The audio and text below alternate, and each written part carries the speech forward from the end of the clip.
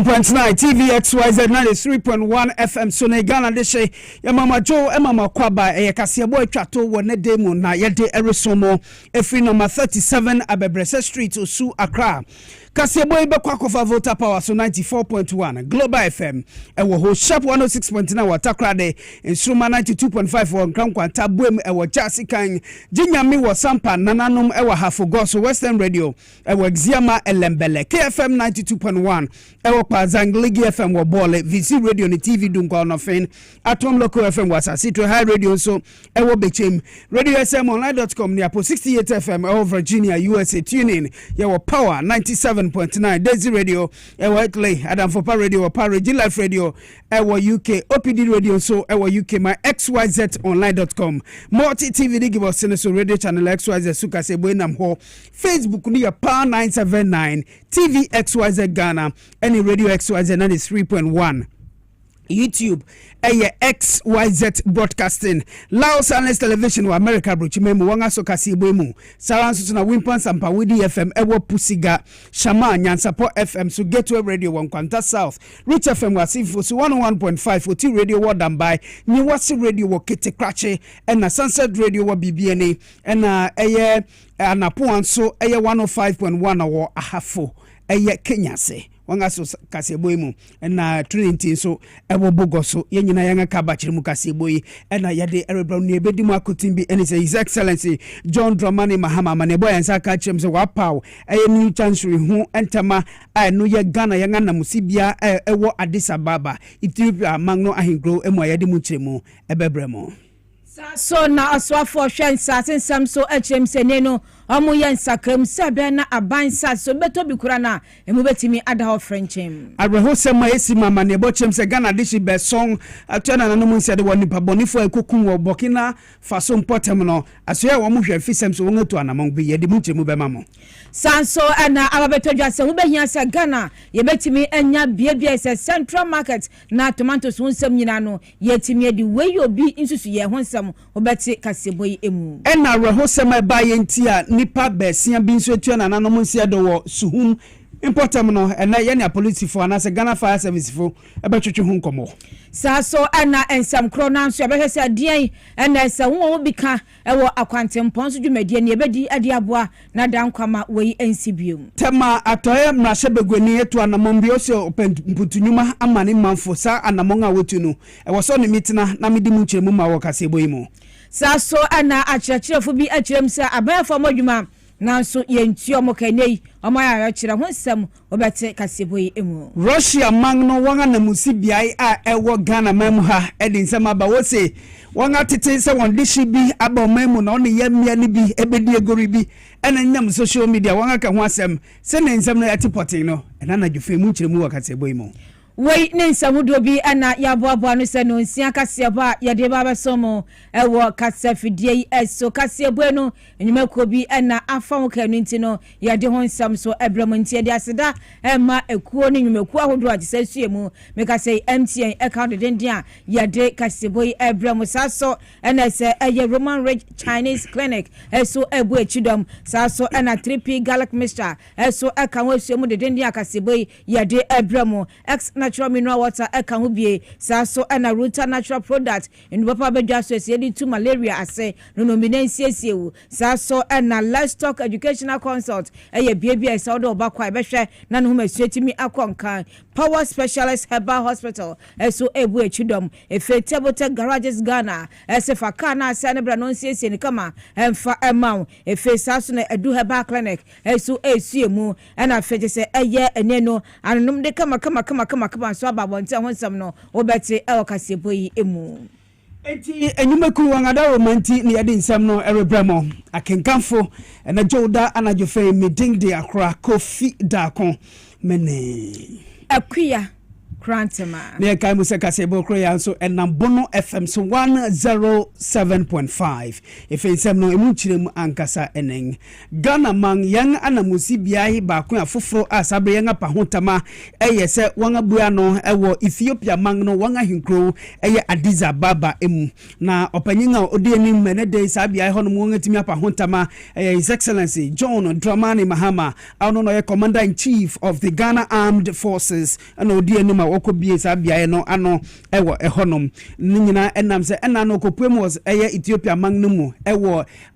bibi manka bom kunhyemudi a etumi ba so ewo honom ena otu sa na monno se na ebeye oman Ghana yang anamusi biayi a ewo honom ye betimi ebua no na osom ede emma eye oman Ghana de hya wo Ethiopia man no mu fei anyonkufa da ye ne oman nitam na ebetimi ahyemu kinanti ena se abia foforo won akobue ano adwumadi no eya de se osuafo no no hwa amano ne hu sam so Orua Samuel Okudjeto onipa ba ablakwa na ogina hobia no hwa se na adwumadi no nyina etumi ekoso ewo ho efe Ethiopia one foreign affairs minister Dr. Gideon Timotheus ono so eka ho bi ene afofuru pi eka ho a omo hwe se edimi ebu esa bia no ano ede ama se Ghana fo betumi akosom ewo ho ne nyina mu no ye ne morika se no sanhemudi a Yera John Dramani Mahama ekoi ewo Ethiopia man no won ahigro Addis Ababa mu no ode ne nyina aba na wie amane boni chirem se na ewie no wesi kwanso a erinche obesan abepuem wo man yuma obetua na adwuma so se Ghana ya mampeni ni die chire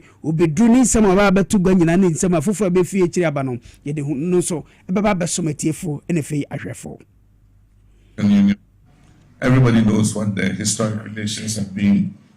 between Ghana and Ethiopia as founding members of the then Organization of African Unity, which later became the African Union. And so, as one of our prominent diplomatic posts, it is only fitting that we have a chancellor that reflects the importance of the relations between Ghana and Ethiopia. And so I'm happy that we have completed this and we can have a decent place to be able to do business both at the AU and in our relations with Ethiopia. Eti eyini Yera John Dramani Mahama ni sama de tugwa bra ko bue Ghana yen asua fufura won pa hontama e Ethiopia man no emu enen. Yanto aso na yanku enu yenyenim se Ghana ewo nsase bi ewo mantem mako dunsia ni nyinamu na kame ayese to le bia na sansase no nipa bi etime fom efa bi se om to bi nso fofofo a enye asem kuma kra nsase anka yebetimi ade ayapade bi ama man Ghana na akodi ankrankro bi nsem na msayo so mese eyo sofo ya pa no se onhwe nsase samso ewo oman Ghana mu Orua Kofi Amabo a hade atodwa akyerem se ne no sansase ya abanje ni nyina no ewo se perepere ye etimi ekoso na ese bibia ba bia wo no emutimi da French na Ghana fo mu se bia ese bia nipa bi fansase no kwa na se bire twam bi kura no ena so mutimi fa no kwa enei enya de metimi enya sansase no etimi afa no kwa biom na msa so mese mo ayenhye wo ma wo mo de hwe sansase ni nyina no enya de nipa betimi afa no kwa na opanyi de nsem bia tudwa a kire nse ya hodo a aban we eye eni anamo otu se bera sansase ni nyina no entimi enkodi baby ba ko pese nipa bi befa no mafom no se brato na nsem Orua Kofi Amabo ade tudwa e wo sanhye ahodo mo yen hu no moma yentie bi. 6. Establishment of Public Land Protection Task Force. During this transition and reform implementation period, the ministry, in collaboration with the Lands Commission, will establish a Public Land Protection Task Force to safeguard public lands affected by this exercise. The task force will operate within the framework of the Constitution of the Republic of Ghana, the Lands Commission Act Act 767, the Land Act 1036, and all applicable criminal laws relating to trespass, unlawful entry, and illegal development. The task force will comprise the Ministry of Lands and Natural Resources, Ministry of Works and Housing, Water Resources, the Lands Commission, the Ghana Police and Allied Security Agencies, a selected private sector part. The mandate of the task force will include preventing encroachment, halting unauthorized development, and ensuring that public lands under review are protected from illegal occupation and development. I'm also pleased to clarify, for the avoidance of doubt, that the template ban on all services of the Lands Commission, including leasing, processing, regularization of public lands, has now been lifted. All activities may resume immediately but strictly in accordance with the new reforms and procedures announced today. This ensures that every transaction going forward will adhere to the principles of transparency, accountability, and value for money while safeguarding the interests of both the state and legitimate applicants. Anaiti ayoswa for share and sassen some no no osanso echem le sana moto mutu nyina no eya de beboa na Ghana for do etimi asanso enya gidi ewo aban sasesem no ade se we no ni nyina moye e de aboho ban e de atwen da chima na asempo no ebeda ho na ompesom de mpuntuduma bia na ntempa enye fe ne kodwuro bia da ne ade na no so akofa asema ban nti omoye e de abo aban sasem ho ban na etimi aboa. Public lands are vested in the president in trust for the people of Ghana to be administered in the public interest.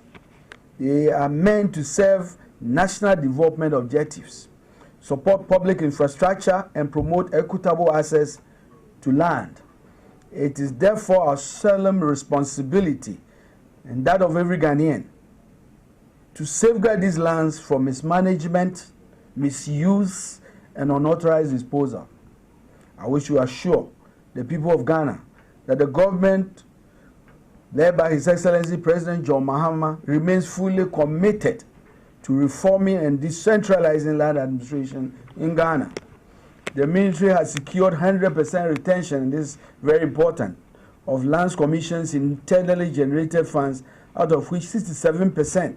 will be used for the funding of land bank and digitalization project. Backed up by the digitalization agenda, we can completely get to the place where land administration services will be at the doorsteps of the people of Ghana. It will not be a nightmare. You can stay in the comfort of your home and secure every service of land administration without middlemen, without connection men. This initiative will serve as a catalyst to restore public confidence and ensure that public lands are managed transparently, responsibly, and for the benefit of the present and future generations. Na oswafo hwan sasen samso owura Kofi Amaboa na yeteninken Yentia Kasiebo no so na Interior Minister Alhaji Muntaka Mubarak ene mo Erika Sayene on the local authorities a wo mo Burkina Magnum akonya nkitahudi ni nyina nam se Ghana tomatoes egwedifu bi a yene mo Erika Sayene wo se nipa bonifu bi akoto ahya won so ewo taitao a no yam September ko a ewo etifidu mante wo Burkina Magnum a sabre yene mo Erika Sayene wo ngatwa na nanom ensiado ewo ho information anasa manebo a sabre yede abre no wo se egwedifu yi wo susu se wo de wonsa akikekeka wo bra Wakwa digwa ewo Burkina Magnum ewo ehonom Honorable Minister Muntaka Mubarak enam sunti one eye local authorities a wo mo ho ne fe bambo nyumeku eka ho bi wo honom se ne beye wo beye ihwem akosiase no hu adekode ene fe Ghana fo a ya ne morika se no wo ho etumi akokam ewo ehonom asoe no amanebo a wode aba wo si arehemu nsam wo di mema Ghana fo nyina ni se wo guso a wo mo ne eye Burkina authorities no eronya nkitahudi na saasem we no won ape ano epumasebre. Security environment has continued to evolve.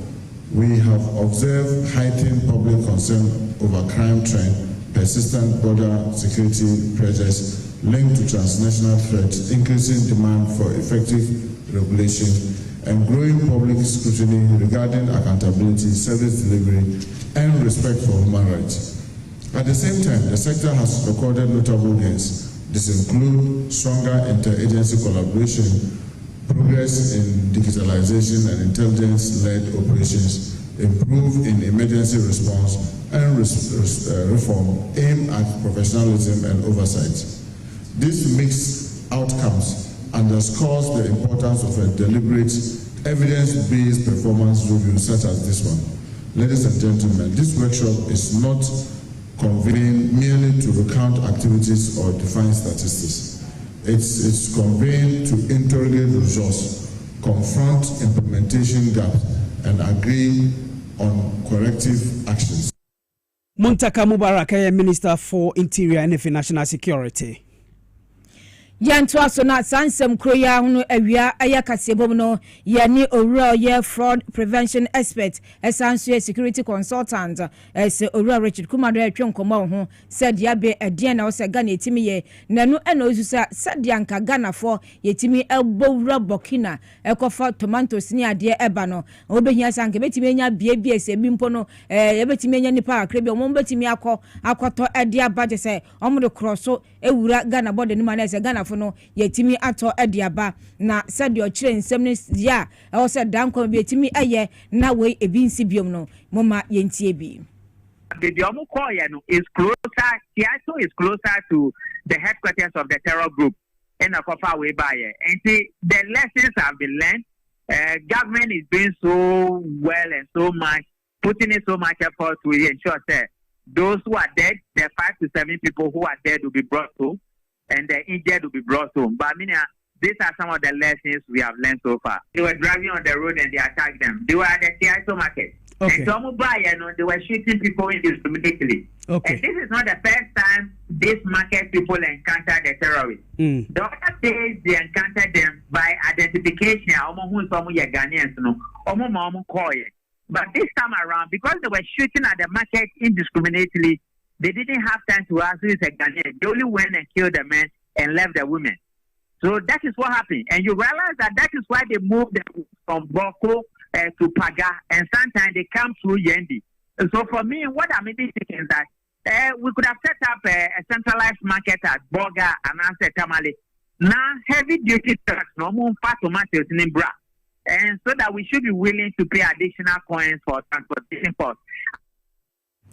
Anyati Ayura Richard Kumado. Yanko ahamane so na yene okasama for de ma odum jadwumakunu nifa ewo eyesuhum ADO1 opare ohene Daniel enkotwetwe nkomo esanse nipa besia na manebo chem se wonga twa na nanom sia do na no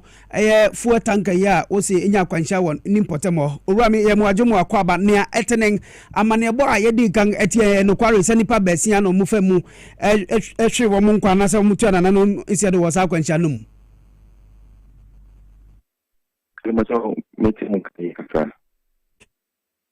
wakwaba na asembisa ni se na otwe na wiei akwanhia na esi wo mpotem hon yenganya ni tiese nipa besia na wonga famu a wonga tua na nanom nsiedo no kware bi wom sa bato en ko me fa konye so na metia motif na mfefo na yiwe the motimi atonsa de afremo na de etie ena no kwanhia esi wo Nsawam kantempo no so no kyerese nipa yensa na omo monum comment omo seye no me bon compte ana se mitwana mo eko the regional hospital no go free ya eko she asafo amo ti transfer efi Nsawam ya chefo no e ba hono no nipa edu na sami omo sakai wo maso na hwehwe mu kyerese emema omujae no eye makomako eye oche na embia nido na mso ma samwe no adokota phone message for me nyanti ese enipa biensa ye yakopon atonsa afremo emema mienu na obia bako eka ho awon so efi mu aka ho ambia me no ka say we na se nipa enso a omuguso eje ayake modaso hospital horoma omuguso ewo ayahwemu a doctor for ne nefo entaguso ewo mu ho show de ayumbi enti se moti ana nokwe de teno na hwemu biom so se mofra mienu eka ho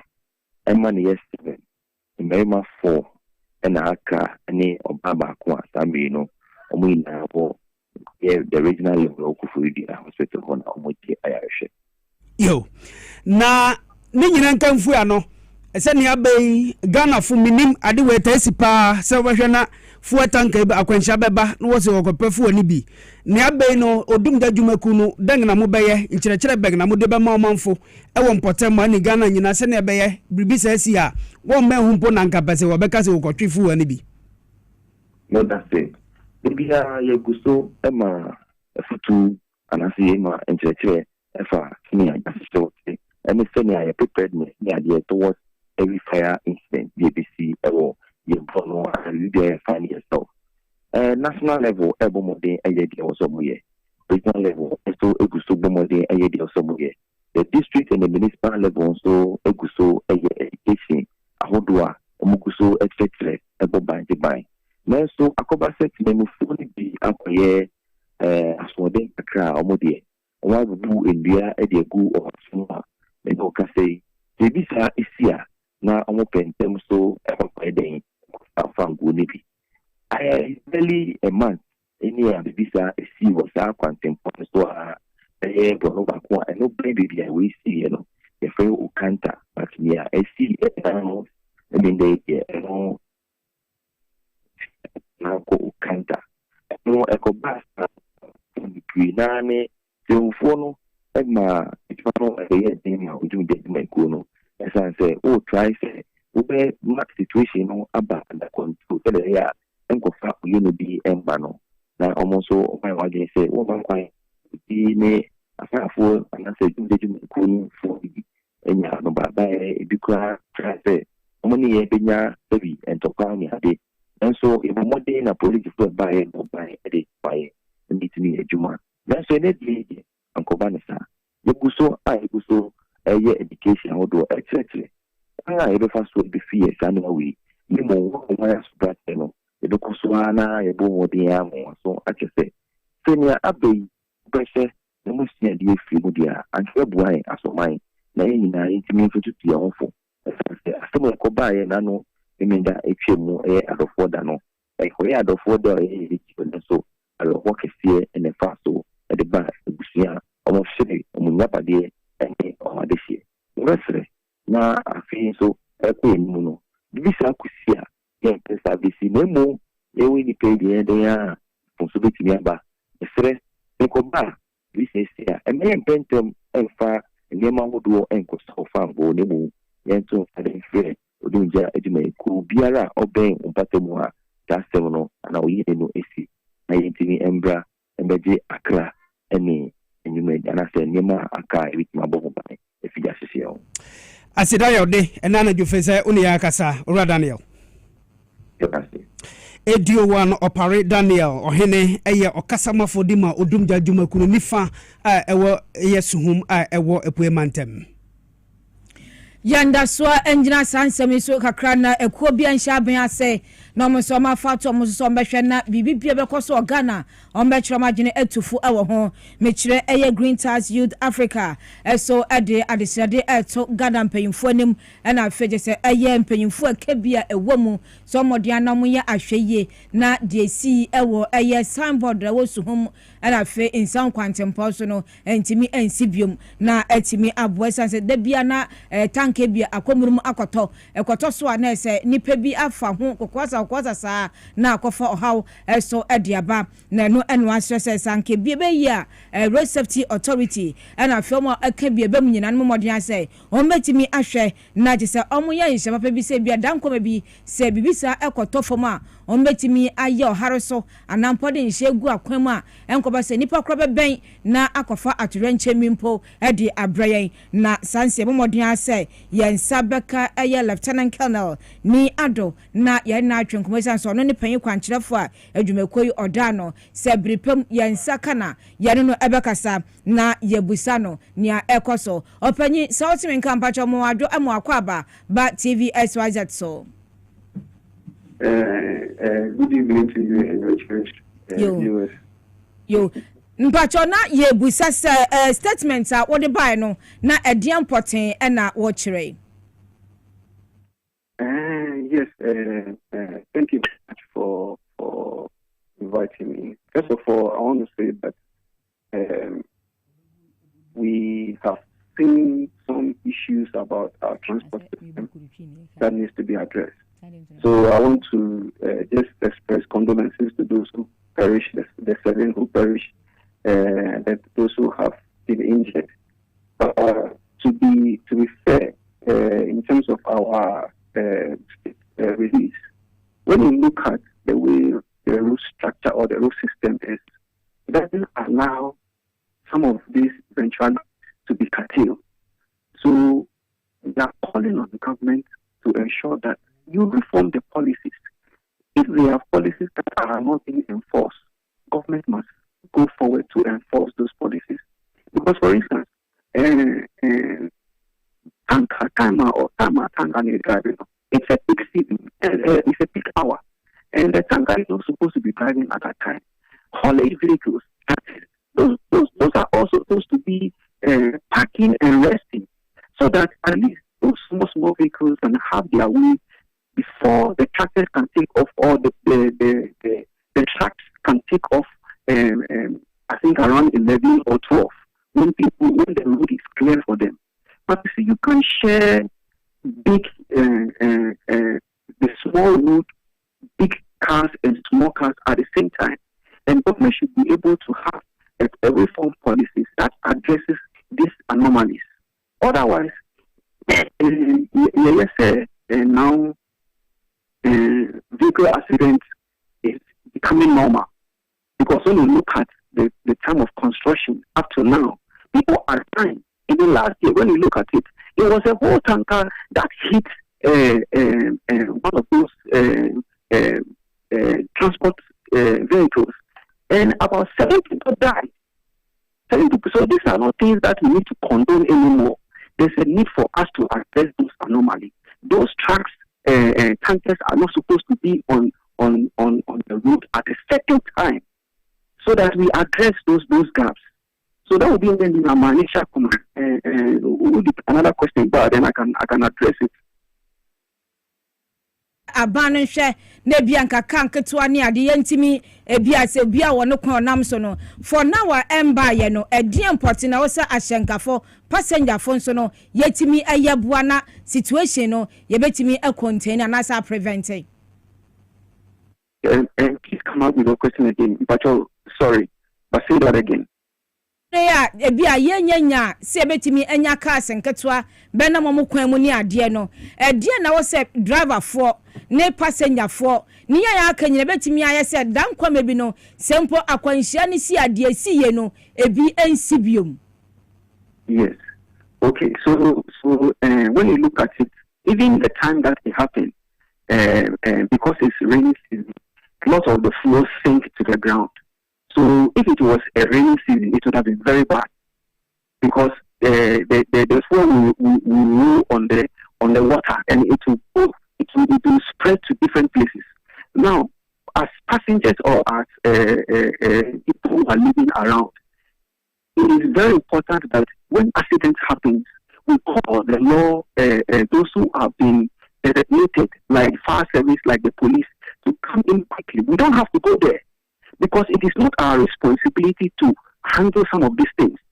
Sometimes in matters where eventualities like this happen, you need people to rush the scene when it is not a tanker, to quickly salvage the situation by taking the people who are alive from there and then having some care for them. But you see, when a tanker has fallen and you can see that the floor is dripping, immediately, everyone around that area, we should leave there around about 200 meters. We should be away from that zone, because anything can happen. And when you look at it, those who were in the vehicle that got burnt, I mean, it calls for a dialogue, because what are some of the emergency issues that we can take or curtail some of these issues? Because, for instance,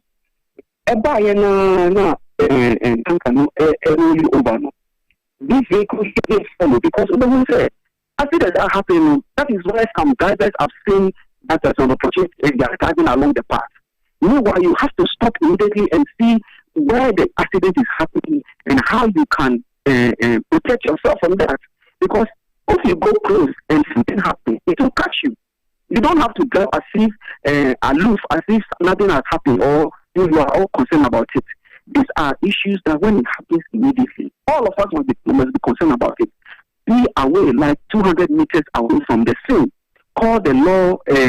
enforcers. Let them come and look at the issue and address it at their level before, if they have recommendations to give, they can give. We don't have to jump into things like it's a cocoa season, so we are going to start fuel. No, that is dangerous, and that is more that is why people will die, because you have gone close to danger and you didn't assess the situation. You think it is way to get your way, but when it happens, it will catch you by surprise. So there's a need for us to look at some of these things. Openya bada se papa se onya brena oni atwe nkomo wo atorenche ma to Ghana for eye nanu mide twem yeda se papa na wadwenkyere. Thank you. Anya yeti eye executive director Tema Green Tax Youth Africa ni din Lieutenant Colonel ni ado eno akye na dwen se atorenchem si a Ghana for ne jesa asampe yakopa asema beka bi na akofa we so ade aba nti yenya hweye ewo ni nyina ho. Yes, streaming live for Facebook or Power 979 TV XYZ Ghana and YouTube so a XYZ broadcasting a lovely Kasiebo into modern wagon channel ya bekin kan wo ha yentu asem no so na mrashe begoni di mandeshia won e wotema poya abato mpesia so honorable Ashai Odamtin we to anamong said e be ani manfo no mputu nyuma betumi akonkan e wo ne mensi ne mu din nyina so no na Tema Metropolitan Assembly so di won echitai akama no ma oni won akabache mu masani so hu etumi abem ochemse ni mpotemo eye bia ya kase industrial harbor na Tema de wankasa nimdi da se honom na cargo ene niam ahoro nyina no ewo enti Isaac Ashai Odamtin echemse sa na monga wetu no eye se obetumi abuild nhihye bia ebetumi abua ma traffic betumi flow ye papapa woni mense ne mu na akona bedi nse be konkan ebenam so majuma so ebetumi abem ejumadi akoso no na woni National Road Safety Authority fo eka hu bia womu hwe se niam ahoro bia won ye bibia besinko enenye ewo akwantum nsem a ewo honom no obe ni nyina de afio na bebua mambutunyuma akoso. Ashenkafo ya uchika akese ya ebi any trailer ena cargo trucks no ati wonku batan ya watuni din said National Union of Trailer and Cargo Trucks wabra wopa wonjume kuyi hontomano National President Emma Ekoyi wahab yaba editudwa se wonhwe wonjume dia wodi e Tema Port ene ne ho keka ho na ho behia pass aban beso asen na parking lots ena diversions ekoso no eto etumi etwa kan bebi a cars na park no nema wura na wokra nema no wanika so waka krompo no kan so ba obakwa bebe park ansa na nkreta sem na airport no obi wo ha ba lori wia ansa na omodi ne papers abre no obi wo ha wo bakwa no gise omodi advance bre no se ansa na okọ ihimfo na obakwa akọ park ti gise o park kan de nkwan chen because ni bebi a wo park ti misram mpanyifo no enye drivers no mu nhye empake rough apart from when ni baby a over parking. We and a National Road Safety Commission Director of Planning ya ono so badwumadi na say Felix Owusu edade sedien so ato drivers yeni mu say wabra wonam kwan so se won ka no eseye a won bomodin se we bephwe na ahyensode ode beto ho na etumi aboa afofra won so isu kwan no ankofa kwanhia ene basabasa ye amba no wetumi ayenesa kanya se bia ode gallon bi bekwa kwasi nchen na betwetwa enre aguo na ebi wakono de onfa bibia currency okra sad na se enya no betimi ama edin kwanhia and in fact edin kwanhia bibria ba ama dodo na afimu because of broken down and abandoned vehicles hu ye kwan so na ebi onso no as truck drivers no the best stress ejuma no edin mum enti no mo driving na so mo brain so fatigue eba na wo se ujina na wo home. MP for Tema West Isaac Ashia Odamte editudwa se ehun abehia se eye the Metropolitan Assembly and Tema Development Corporation beboa se eba parking lot ye mbenya ewo Tema ne impotemu a obetumi edi wani edi ekire na Tema asanso ababe ye krabehwe yentumi enka se bebi a ye bedanko an de hia yen yentumi nka se bebi a ye bedi dwanko an de hia yen ba niam bia eka dwedie ho a ebini haulage say you be moving goods transportation any logistics oko gapo o mo logistics center but hosa nti dwumedie no ehu hia say ye ayeda o man na no no ye bedwen adwen afa ye nuanom a mo so o mo tracking. Enti wisdom heda John no this amane boy abrayeng Tema East Menseno emo na Russia mang no wanga na musibia ewo memo no omu se won saka amane bobia ni na da obonyuma mainstream ne face social media so say won dishi bi abepu mo ye memo na kwanga ode ye mia ebefa so no na se nye kura mpemu egoridi ana ode won befa musa na ejibeye ne obetumi aye betwetwetwe wonfoni ana ode be nam social media so eyi na nam so womu se won artist minti no one the statement aba a woman nam eye x so kan no ne friend Twitter and a worry chem say asemi won atibi enti won ene Ghana mpanyefo eguso a erinya nkitahudi no won hu kwan a fa so ya sa abrantive timifi Russia mangno muton ebepuemu ewo ye manmu na one ye meba no befa so wo bra ye mra etia ene fe mema nso so no wo munim ho hwe say oritwa wonfoni nso no otimi etu sa nam no embassy no achem say sabre won hu say deshe no ene bedi sa shabi nia ense ne fata ewo ye mamu nti oguso abomu ne Ghana ya mpanyefo ene dika suboma wo behwe kwan obetumi afa so na sa de ewe ebi erinsi biompo obi oya manani deshe no etumi mefa kwan bi so ene Ghana fo emefa musa enti video no se ne ninam social media so no eye Russian embassy wo Ghana memoa erichem se won so won saka binti oguso a woni Ghana mpanyefo eridika suboma wo behwe kwan a wodi sansem no ebefa so omangana shima minkinka mwaje nkyira ni bia ba ansana ya koje yenga boafo nkrato ne yenga ba abetua Kasiebo no so ede amamuna Papa Anaman also mayajo Henry Anderson also hwe Free Berlin Abdul Razak Osiema Johnny B NS Dako also hwe live every Saudi Arabia yeda wasipi Samuel Ansa message no aba insia kwame use baomia again Thanksgiving Bible quotation Psalm 23 verse 1182 Mube pass mama mi. Wo. Insia kwa mube pass mama mi. Uye Muslimi ni wanko Muslim. Wanko da alase. Usube. Ubeda Yesu Kristo asi anye sana bebani. Ankedu quotation ni mano no. Obetimi ahwe Bible num. Say Psalm 23 verse 1182 no. Ewo mu ana. Eni manu aka say eni mo mu mpe before from fama na menkoka. Ati ase simple. Sasa bona mi se minkabi. And what dia ba obeka. Isia ni odia be se wosemeka. Etinu ni abanen ono wo kokoti ye. De bia mi kasa se mi se Alhaji Sorogo o se kremu mi nya kremu ni e bia Ibra na betimi a kire mi. Ibra ya be kire mu. Wo mo se ko o ye kremu ni na uni no wan kan kware wana ene obedu aji sa. So ready as we. It is Psalm 23 verses 118 to 112. Me give you mommy. Ready humobo. Eti message na anku akusu hwe yedase ya mensa yedase Lillian akosua bedi akon use Ghana is now working. The looters and thieves are gone forever. Enti jedi omomodeng say yebekire sankrofo atum yedase pi angusi ose power Kasiebo no size William Togboy Yemwajubi Kofi Ajiman Blackman use hwe live ewo Pig Farm Daniel Kofi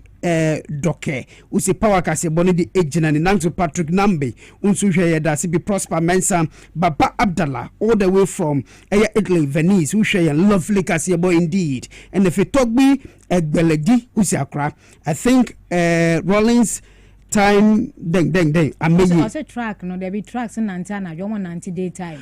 some no patire eni mo hunu ye yanko back to say tracks and better na jo fanu si a obe parking okay mate NFA abraphobia who say power news pa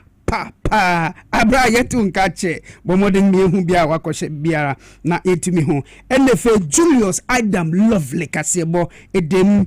ewo omampanyinga tena ho yeda CP Ibra ya hwe live every Bama camp oni bright the by this assembly so duty on point ya content jano we having in the beja eti mu message abani bi so far ene Umar Ibrahim also hwe na na jofe Reverend Pebi hwe all the way from Ekwemantema Hinkro Ayakoforidium use Kasiebo no edemu live TV no lovely yabegina yiso akoje yenga bafo krato yeba insempi wechi a yede beso mo twen yen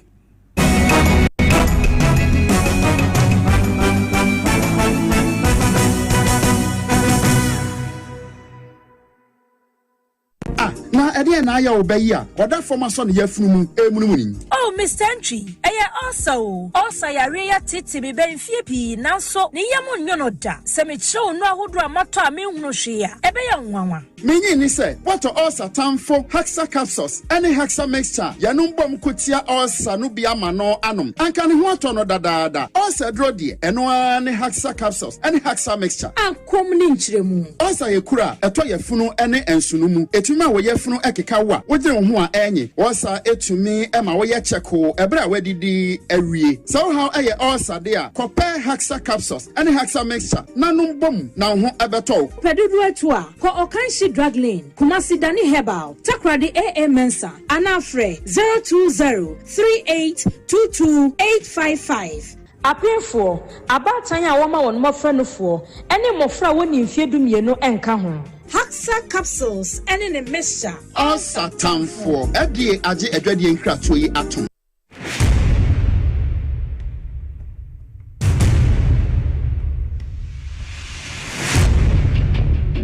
The average human body mass should have at least 60% water for optimal performance in any physical or mental exercise.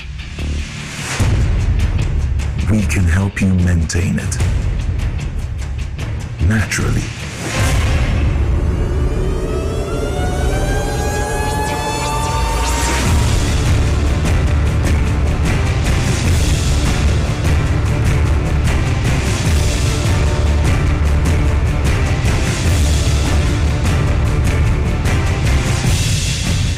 Natural mineral water. Simply natural. For bulk purchase, call 0596 273 546 or 0596 273 547. This advert is FDA approved. Yefema na kwa me taxi driver na enkane na misisi so misisi ama kame na to na twetwe binya 3p garlic mixer no aboa me pa odunu asa miracle bi wadru no just ma funu kra se di sia twini anka se me humi esisi so se me humi ana esisi o beka se di bibi hye me so bi no ni na ye normal mi BP na ti no ti pa me sa 3 days ni na edona anka se de nyankopon di ayi bi ahodi se ma yi bi nyasa mketo ana se we de me fro aka so na me fa nche me nkwa me me de abe fa 3 years ni ana aseme gina wa me mo se shinya se me kwa me de ameko bi amu so much me dru da ba 6 years ni o tema bi am ya maji se ene meja na saya le nem kumi preko ene 4 days ana me koto 3 garlic mixture ni tema me kase yankupo no yam se ende ya me no kase me wa to me a me din wa me ntiase 3p garlic mixture ubenya bi wo mamu pharmaceutical shops and herbal shops Fred Piwak e wo 02489288824 and 020100002. Hello Ghana, payday is here. Stand a chance to win instant cash prizes on Review Scratch for Win, up to 100,000 Ghana cedis to be won today. Get ready to play Review Scratch for Win to win big on TV XYZ. Stop scrolling and start winning. It's simple. Dial *850*6# on all networks. Choose your card type and select your lucky card for a chance to win big. Play with at least 5 Ghana cedis or more. You could win up to 100,000 Ghana cedis in cash prizes instantly. Yes, you heard right. 100,000 Ghana cedis in cash prizes. Don't miss out on the chance to win big. Dial *850*6# to play it now. Review Scratch for Win. Scratch it again. It is casting pound. You must be 18 years and above to play. Terms and conditions apply. This game is regulated and approved by the NMA and the Caritas Bank.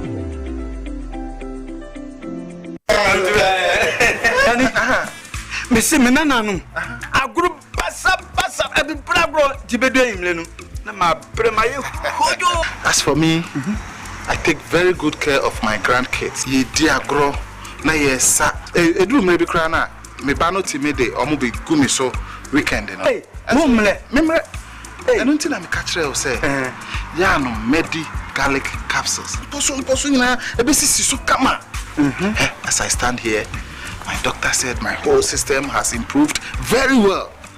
Medi garlic capsules. Yes, Medi garlic capsules. Oh, sasa na te pa dia.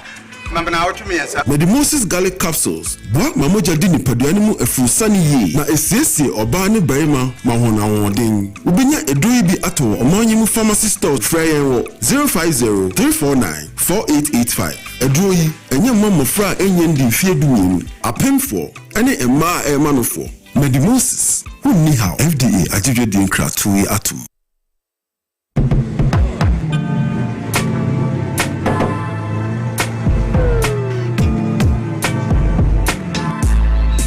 Welcome to AutoCheck Vehicle Diagnostic and Licensing Center. I hear my car can be checked here without going to Accra. Sure.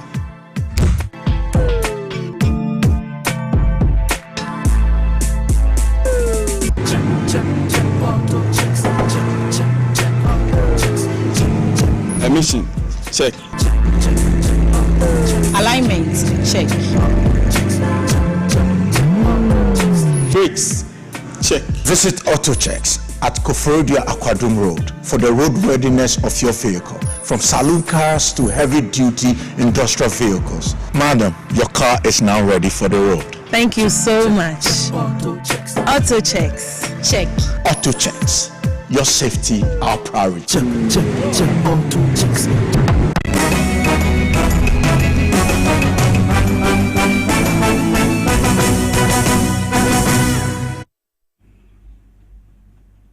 Yadma samotwe na yakwaje aboafo nkrato ebremu yentu ansem no so yeto so ana ye bohwede ni akyerem awatifi mantemu okopia tifi mantemu ani no akyerɛkyerɛfo bi akyerem sa ban Ghana ban efomo emamo adwuma eye 2003 mu bepem sambire kyese yakyerɛ de omakyerɛ a nanso akatua emba nam sayo so mani no omotempenten kwatom hogu monten so ebowi ekɔ eye oswafo ofie tifi mantem no so ede omakosam ekotom na sɛ de omokɔ monsam ne adesere de omleto abenim no mama yentie bi.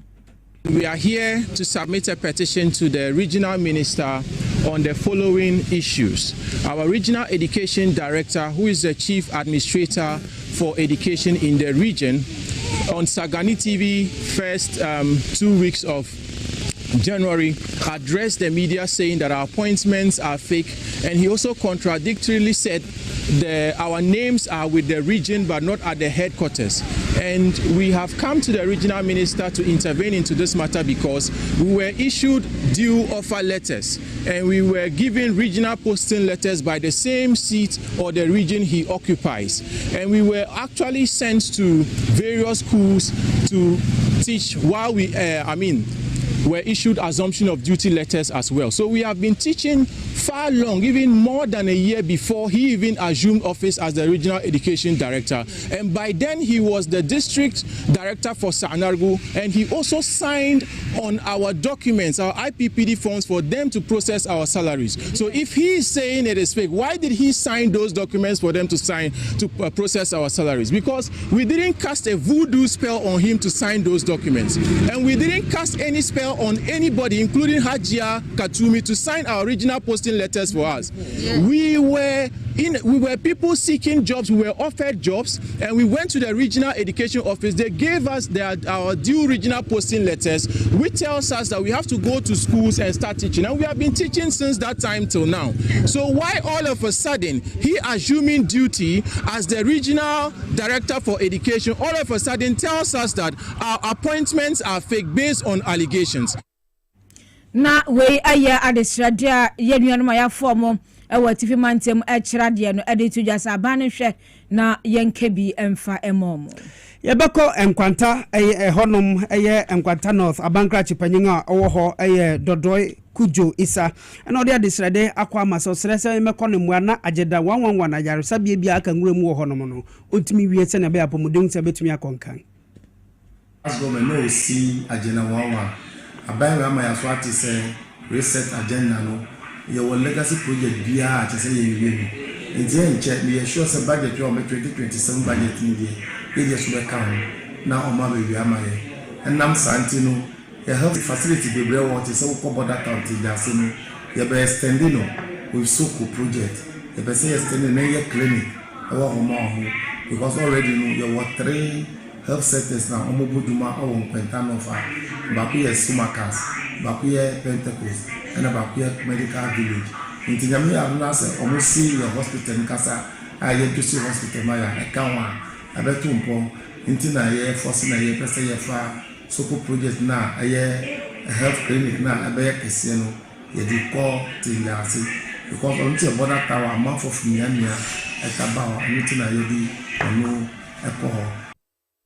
iya bankrache penyinga owo enkwanta north mensino mo ewo timatem ne de honorable Dodoi Kujo na mutene no mami fasida nkoma nyumaku Lazarus Logistics won eno wo de food force pomegranate food juice no aba bacho eye 100% organic eyi eye fruit juice a yemfa artificial additives biara mfremu ye bacho pebina no mwai oyo berema titiru pebinanom Ibrahim pacho bomode na to bi chami why meda wasi pi na ka jere perifo nyina so to bi chami na wankasa so Ibra pebinanom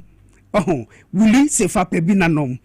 ekwa grantima to bi fakoche obia odono bia beda mase uyo bia zu no no ma obega se akora ma tonga de pa ma pacho eyi ankasa food force no my goodness mise manum bi bibia besin koy boa amre ojejai enti wusu pebina nanom wo kro ya no di cold milled seed no aba ebua ma boost immune system no ipa cho benye bi ato ewo Little George na so e ewo Tema community 5 ana se Kokatas Life organic shop a ewo Medina Mekomo no won Metropolitan Kwatiponi so wo ni big mosque no na edien hwe ipa cho frɛ 0539 982 593 0539 982 593 NA 0539 982 593 na mi pacho ubenye bi na wato ewo baby biara medical broso no na o gramantema ye betumi di bi abra free delivery within Accra and two pebia no afre numbers no na ye di bi abra Roman Ridge Chinese Clinic ewo Roman Ridge important here yara omo ni India High Commission no na edie ni mihwe mi pacho mo ye juma Mondays to Fridays 8 a.m. to 5 p.m. and Saturdays and Sundays 8 a.m. to 2 p.m. From ewo 0556 121 863 and 0546 450 672 3P garlic misha edru way the whole of Africa bibi memu nyinara and edi garlic crojing aye Dr. Prince Mototi and odiba gwaso mi pacho na edru way esangse oye KNUST train doctor inti yanga shada hwemu ye ma Food and Drugs Authority for wanga diatum general body pains arthritis and ase obesity kasimoso unya dribia bebwa Kingswalk bi wo ho Tema community 5 Little George hono Medina for any St. John's munkoto bi wo health alert shop na tribe of Judah wakaswan so yankoto bi e wo hono mo frɛ 0248 928 824 and 0201 000 021 X natural mineral water yen super papa na na jufe man kasa me ponga juma mesi sa ododo no ade akofie enti nso brabeto bi ebebo ye papa yen su ampanyifo age atum upedodo etu akomekomo na se brahanu beto bi yen numbers ni 059 627 3546 and 059 627 3547 X natural mineral water simply natural Ruta product no mi pacho Ruta misha malaria dru Ruta Titanic no so typhoid na Ruta Life no ebe ye fi biara efi ni pedua no baby biara ye to ngadru udru hono ma obenye biato me pa chofre won 0244 503 443 Let's Talk Educational Consult won echira kwan no e wotashin ngwa estate no biara la Jokuku Municipal Assembly ni wono ukinkan adan 12345 no edru hono me pa cho yebutu Mango Street ni so into bana if any when 6 months no fa ne brayen ye betete wono me pa cho bomode na frɛ wo 0249 069 821 and now call social media so Facebook, Instagram, LinkedIn, X. Yendinga yedi wo ho Let's Talk Educational Consultants and say we are building the future through children. Power Specialist Herbal Hospital, hepatitis A, B, C no and no drono yes ye will be Brian Akachi, fatty liver, enya di papa bra. Yaba bua efe prostate wounds and some wa prostate ayekase no bomode na Brian Akachi efe uyobia wafu ayekase freeze bia na enyin onyem sister Brian Akachi ne mu awate jirikachiri eye merimedrunen na hypertension no so ebe boost your immune system no enkranha ye wo ACP kwantipono wo kwabenya kumase e ofeyase bosumtwu kwantipono so wadu ya junction e fitakrade so anaji estate frey 0244 544 422 and 0200 383 831 any 055 5797 878 Tabletech Garages Pacho made car ne de mini bimum ne mum wa car no tie national so say bia ba kwa matimi aka fo ama se fa uka no ko hono no wo besiesie ama no Tabletech Garages Ghana efei upespe person so afa ko hono spray bi no pa mechanic work biara no Tabletech Garages Ghana Limited hwehwe won why no wo mu accident ka bia no wo besiesie di ama me de no efe na ibra no ne uma no ebeto bia ma me na efe ama prat efe no obeto bia ma me na mom mu amu workers no mu pese mu ton cars na so pese to ko honom wo bebua ko www.tabletechghana.com and afre 0542 275252 and 0542 961111 na edu heba onu no di SMB test no aba bipacho bibiara wo ewo Ghana ha titiru enfifi mantem no monko mankesin ba fi krom headquarters no ewo ho anasa nkran ha so no yenko Christ Ebenezer Preparatory School honom honso won aso ba ko ho Little George won edupa no bi wo ho rejoice bi wo ho Kanachi Big Maron ewo La Paz no market Ekus Pharmacy wa Shaiman Rich Co Herbal ewo Kanshi Drug Lane na nabu ache bi wo ho Kasua Tribe of Judah ne fe Mensa ewo Takrade friend was 055 837 9545 and 020 104 4221 and 0243 989368 MTN fuse mega chose eSIM no bipacho as simple as that eSIM no eyinya yi ubetime yu chip na free phone no yes still obi ubetime ni wabusafo anya nkita hode simple crant bo modern na call my MTN app no bi na ka download app no na wafa so titi eyinya dia eware bi hu hia se obegwago sign Q bi emu no watime edise dwuman MTN my MTN app no so and the fee eno nam so obetime switch so simple no wako MTN so no wako use eSIM ni bi ebebuo ye papa ene nkogina Q bi emu Medimoses fo se minka cho se won edrupa na lift kit capsules no egusu wo krom etibo modern na pebe na to ebebua wapomuden niam awuru ye wan na montu bibiara ru ye no mepacho lift kit capsules no dru papa se bitafrache ahukuru ni peduenum esa energize body no efei prostate musansem ni nyina efi ho malaria mpo na rate one pacho esan se immune booster Dr. Moses Dogbache onodi lift kit capsules aba oni mama medi nipa benui ko honuma kama wo besum wie nansa no obema wadru no bi mpo no wato no obedikan aye onipedua no mu hwehwem enti upedru bi obetimi akoba bibiara yeton edru so akoto bi ewo ho lift kit capsules no papa Medimoses eti aba enyumeku won adaru manti enena joda nsuso no edi Kasiebo yi ebesomo ewo TV XYZ Power 97.9 and if Radio XYZ 93.1 FM so hana breni adejo be ma yakwan na edi Kasiebo nyina esi edi amamo na mu messages ni bia no bia mu dia breme no owa lo singidisu uwo pasa uso uhweye ya muajo lovely asida ya odi papa rualo singidisu ya dawasi pi efei yan etiefu ni baako mami sabaina owusu ejei unu hukeni mo wo awoshi ehona mobutu muhweye ye papa wose mutunto veggies any fruit ni ade lovely ya dawasi wose kohwe sabre TV no wobuem eda ho obi oni modern Zabeka radio no so ade be ye no na send your ton fruity ututon nyama kama oh lovely ya mo ade se ni so ye papa na kasongo man se minka ntosi mo utunton fruity de osi ni ananiji ho enen beetroot osi opebi osi opeka kumba na niji ho ye pa carrot nso oh kasongo man se onya ebua ni ye papa abi you know dada eti madam Sabaina wusu eje oso peso ka sentre nya group ngona ka che frama oh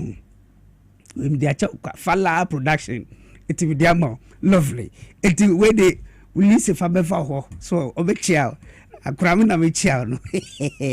kasongo ye eti ye da si bizo hwe ye ngani so papa eye na mu message no kakra bi aba no mami fan so na mfade nyina enko na wie ewo ehanom Raman ze ohwe yo se akra kofidago all the way in Tamale na mu Kasiebo no edemu fua ewo Tamale hanom